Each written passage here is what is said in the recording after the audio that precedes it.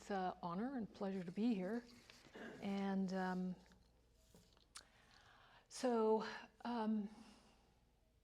my husband would say that you cannot hear me. Oh no, I have to use that thing. Yeah, it might be a little easier to hear if it works.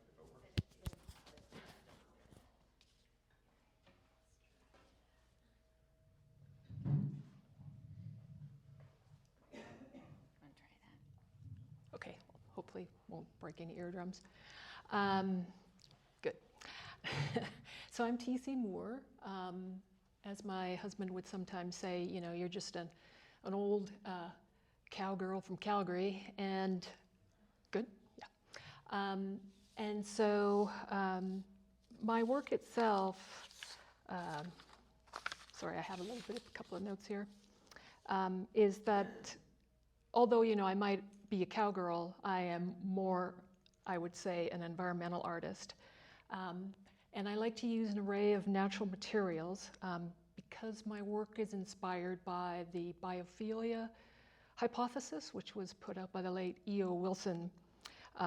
And he stated that humans as a species has a universal love of the natural world. And my work tries to balance the patterns of nature with the formalism created with my hands. One of my primary mediums, and I'm going to pass this around, is horsehair.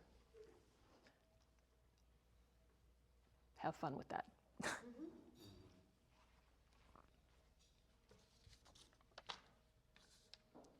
And can I go to slide 2?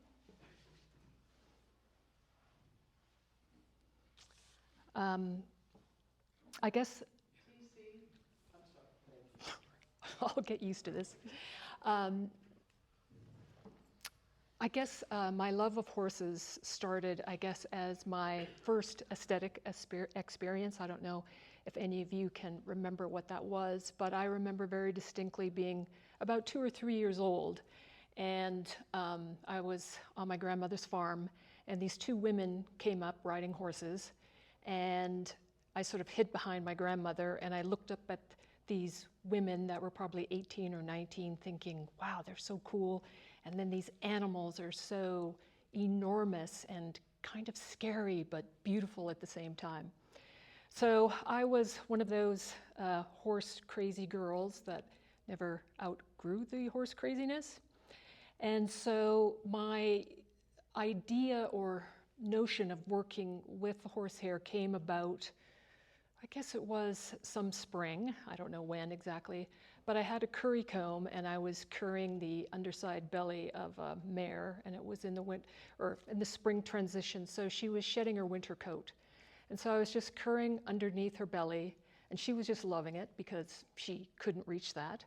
And then the wind, it was still kind of windy, and the wind picked up the hair that was in the comb, and then it landed on the ground.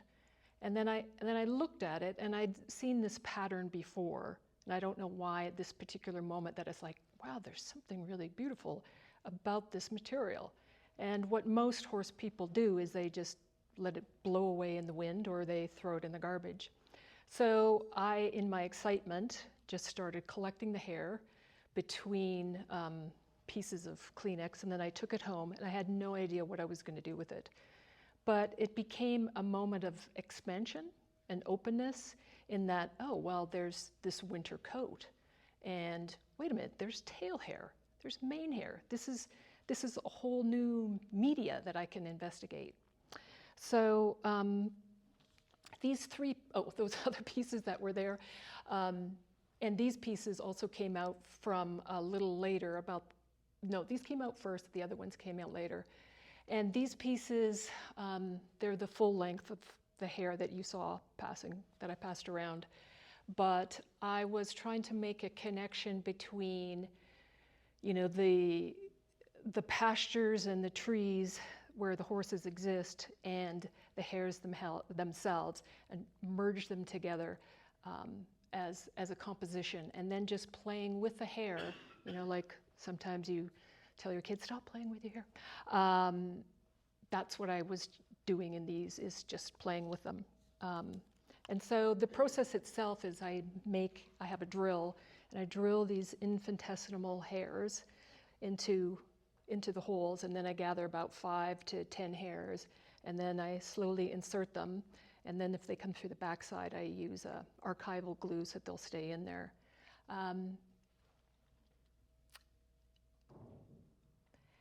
And this was last year. I had a residency at Playa, which is in kind of the high desert of eastern Oregon. And when I got out of my truck, it was cold and windy, but I just loved the way that the bunch grasses were all just moving in correspondence to how the wind was moving. And I had brought 3 canvases. I had no idea what I was really going to do with the residency. All I had was the canvases and the hair. And I was thinking, how could I express the notion of this hair and connect it to the blowing grass? Can we go to the next slide?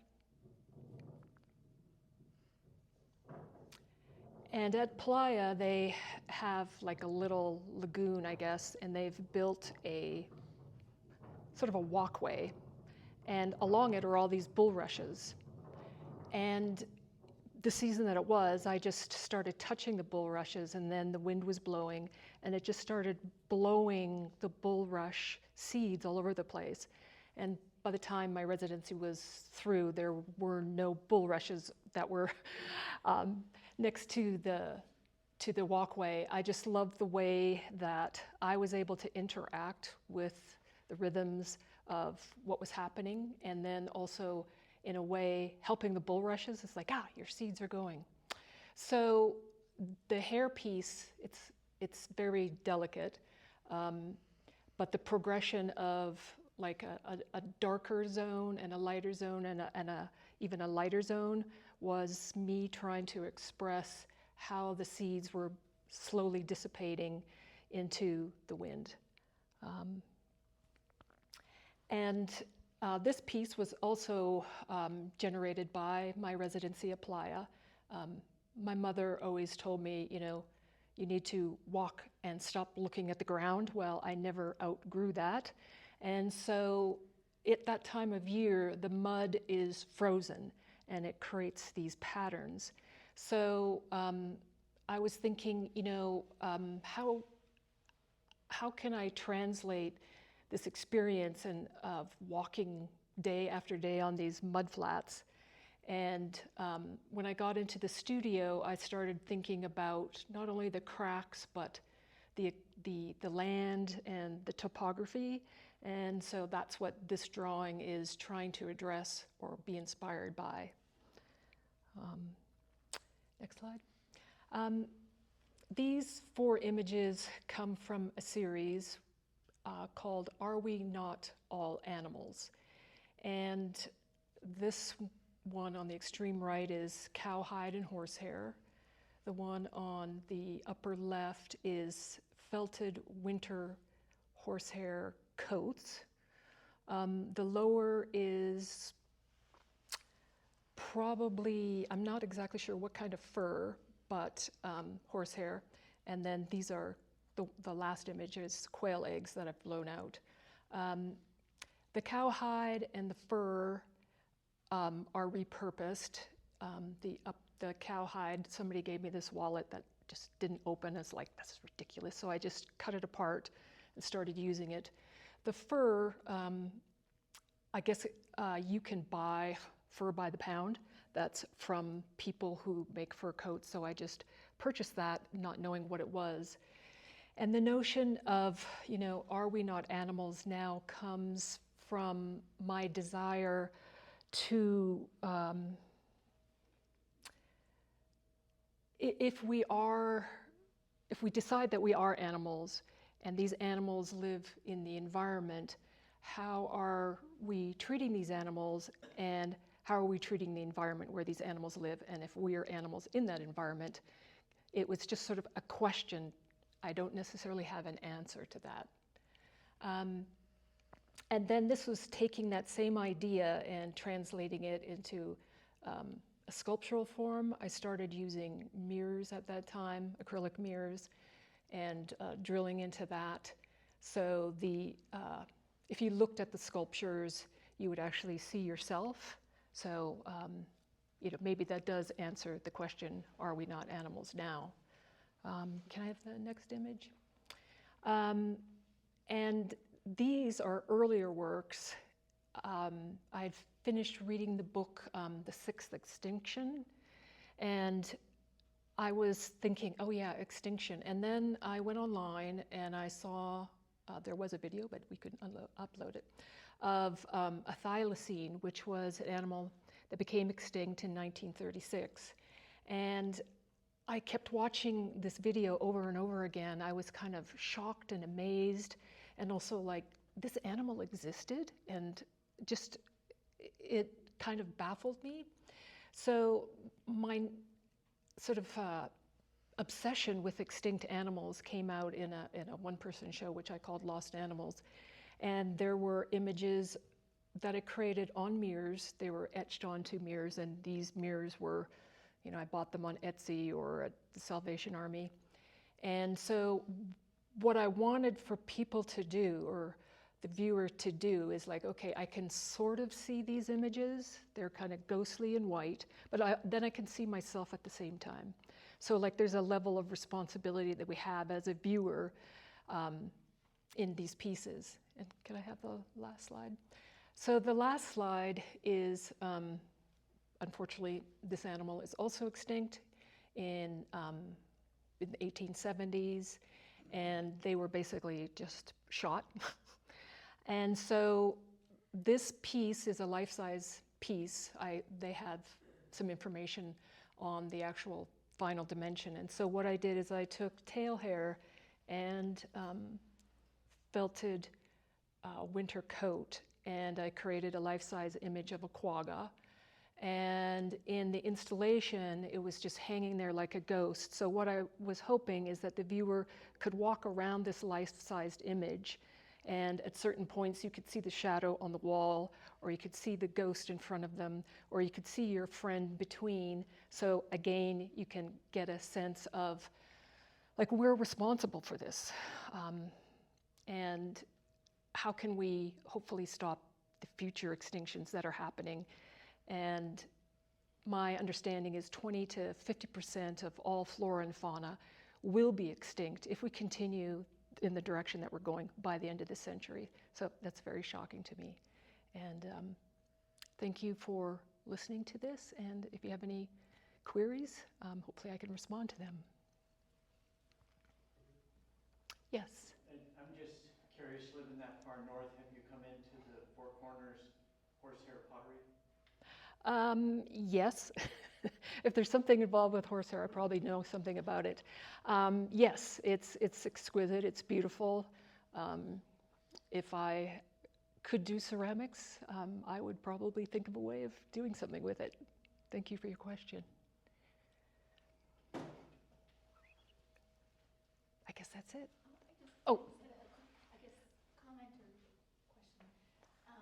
Because of the material you're working with, it seems like movement is like inherent in what you're doing. And does that influence your work at all, or like the potential for movement, or is that part of your process at all, or is it something that's just like part of your materials?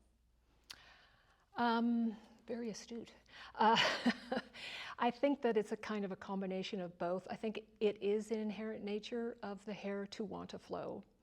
But like when you take a shell from the ocean and you take it home and you put it up to your ear, you can hear the ocean. So it's kind of the same thing with the hair. It has a way of translating its energies to me when I'm working with it. So I was in a clinic once, and the clinician kept saying to this one individual when he was working with his horse, he said, in a smooth and flowing manner, in a smooth and flowing manner. And he kept saying that over and over again because he was being very kind of herky-jerky and abrupt. And so that notion of him saying that has followed me into into the work. And I brought a small piece that I just finished in the residency so far. Is it a work in progress? Maybe.